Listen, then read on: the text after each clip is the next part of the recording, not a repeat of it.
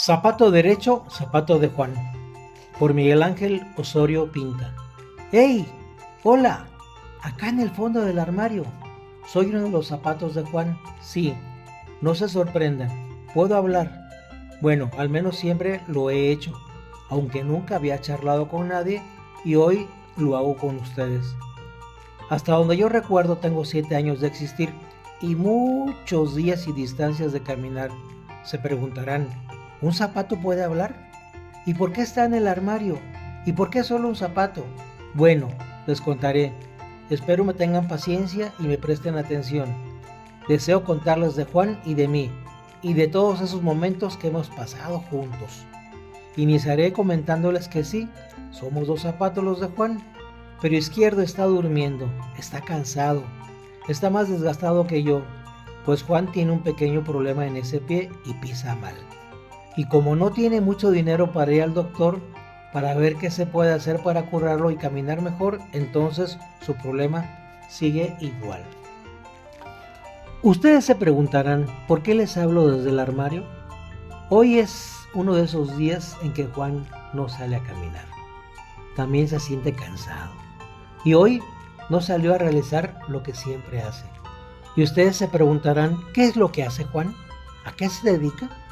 Él es una especie de, digamos, vendedor. Bueno, más que un simple vendedor de artículos, él también es una especie de amigo de los demás. También es una especie de consejero. Sí, todo eso. Porque no nada más vende. También sabe escuchar a las personas. Y cuando lo permiten o le preguntan, él les da su opinión sobre las cosas. Sí, señor. Él se ha ganado el cariño y respeto de todos los que lo conocen. Puede haber días muy difíciles sin venta alguna, pero el contacto con los demás, el poder escuchar o dar un consejo es como si hubiese vendido muchas cosas.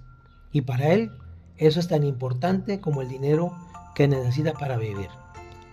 Todo su recorrido lo hace en la calle, nunca está un momento sentado en un local comercial.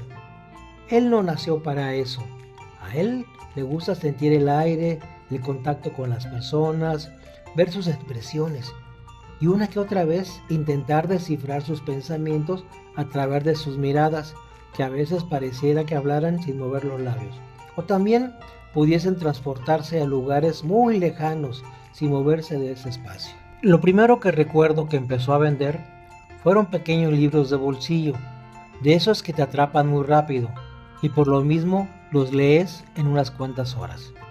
Ya sea sentado en una banca, en el césped de un parque o en un asiento del transporte público cuando logras alcanzar algún lugar vacío. Algunas veces las personas no querían comprar los libros porque pensaban que eran aburridos y sin importancia. Pero él es una especie de mago o vendedor de ilusiones. Sí, señor, y cómo no decirlo, para venderlos él ya los había leído antes. Les contaba algunos pasajes importantes de las historias, pero lo hacía de una forma tan emocionante y pausada, y cuando era necesario empleaba su ejemplar modulación de voz. Y así, sin pensarlo mucho, se los compraban. Incluso cuando los que escuchaban y llevaban a sus hijos, estos se quedaban quietos, asombrados con sus ojos muy abiertos. Casi ni se notaba que respiraban. El que más recuerdo de esos libros fue Moby Dick, la ballena blanca, ese enorme animal que habitaba en el océano Atlántico, y cómo partía en dos los barcos, y cómo Abad junto con algunos hombres se lanzó a la mar para luchar con ese animal de enorme tamaño, incluso traía un arpón en su lancha.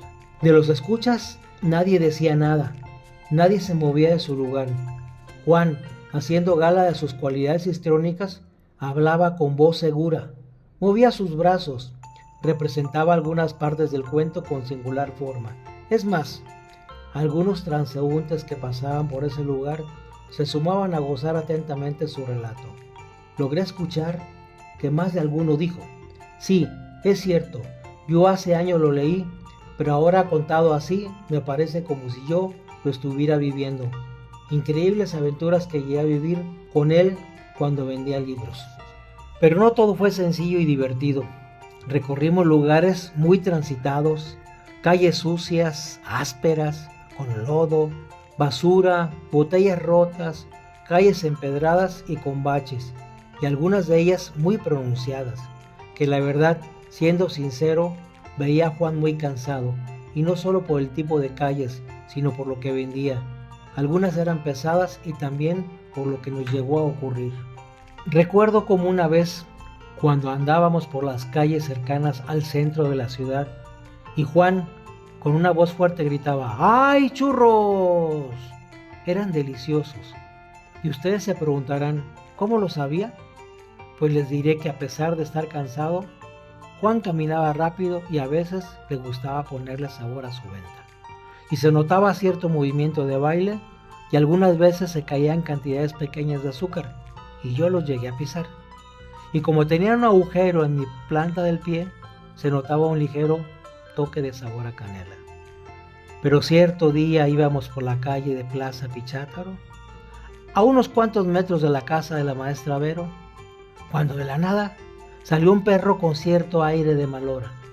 Era Genghis Khan, un doberman en miniatura, rápido como el rayo, que con un ladrido fuerte y temerario se lanzó a grandes zancadas sobre nosotros, que apenas nos dio tiempo de dar media vuelta y tomar vuelo para salir corriendo, para escaparnos de esa pequeña fiera, que si pudiera probarlo yo, les mostraría como que noté cierta alegría en su cara. Lo vi cerca, demasiado cerca diría yo. Es más, no lo vi, lo sentí, porque el muy hábil logró darme una mordida.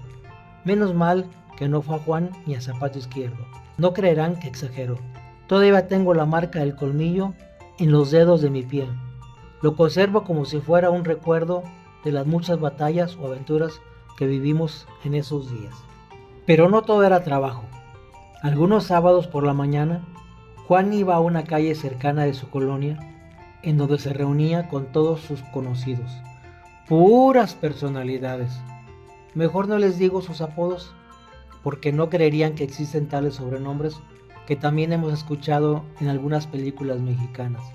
Bueno, les mencionaré algunos de ellos, muy pocos, porque si les digo todos, creerán que les estoy nombrando algunos de esos que están guardados en el Centro de Readaptación Social, como el Brian, el Chicote, el Licenciado, el Lunares, el Mostacho, el Siempregol, el Triste, el Cuñao, y no podía faltar uno que se creía el entrenador y dueño del equipo, que su sobrepeso no lo dejaba mover mucho, pero él sentía que hacía todo bien. Casi se sentía que corría como el viento, pero se agitaba demasiado con tan solo correr de la portería a unos cuantos metros. Le decían el chanclas, nunca supe por qué. En fin, la crema innata del barrio. Juan no era tan problemático. Él solo iba a divertirse. Aún con su limitante de pie izquierdo, corría alegremente de un lugar a otro, haciendo su mejor esfuerzo para meter gol y ganar junto con su equipo. Sí, logró meter algunos goles. De hecho, me tuvieron que cambiar como 3 veces la suela, porque con el desgaste de caminar todos los días y pegarle con la punta del pie al balón, se llegó a escocer varias veces mi cuerpo.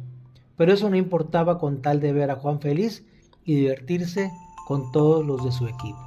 Bueno, ya han pasado algunos años y muchas calles de caminar. Como les conté en un inicio, el andar de Juan se ha vuelto algo lento y ya no camina tantas horas y de vez en cuando deja de ir a vender algunos días de la semana. Ahora solo camina por nuestra colonia. Vende ilusión, vende amor, alegría, o sea, lindos ramos de flores. Pero no nada más así, sino aporta algunas sugerencias de cómo hablarle, cómo enamorarla y cómo entregárselas a la chica que será la futura dueña de ese lindo ramo de flores, para que las acepte y cuide como debe de ser. Sombrerero, pie izquierdo y yo pasamos momentos calurosos y difíciles en todas las aventuras, pero en otra ocasión les contaremos más, porque no vayan a creer que solo fue eso. No, para nada. Pasaríamos largas horas con ustedes recordando muchas anécdotas, pero como dicen por ahí, esas son otras historias. Hoy es domingo, por eso estoy en el armario, descansando en espera de salir con Juan a recorrer las interesantes calles de la ciudad, y en espera de encontrar y vivir más aventuras y en el futuro poder compartírselas. Yo sé que desde que empezaron a leer esta historia no creyeron que un zapato pudiera hablar. Sugiero que no se lo cuenten a nadie, pues si lo hacen, no les creerán y pensarán que no les subo muy bien el agua al tinaco. Es decir, que están medio locos. Bueno, este cuento no tiene ni colorín colorado ni vivieron felices para siempre, pues no es un cuento para niños. Son historias de la vida real contadas por mí. Y si no las creen, un día asómense adentro de su armario y con suerte algún día verán charlar a sus zapatos entre sí o algún otro artículo de ustedes, cuando crean que nadie los escuche o los ve. Por hoy es todo, se terminó, hasta otro día, chao. Dedico este cuento con especial cariño y amor a mi amada esposa Verónica, compañera amorosa de toda mi vida. Miguel Ángel Osorio Pinta, Morelia, Michoacán, a 9 de octubre de 2021.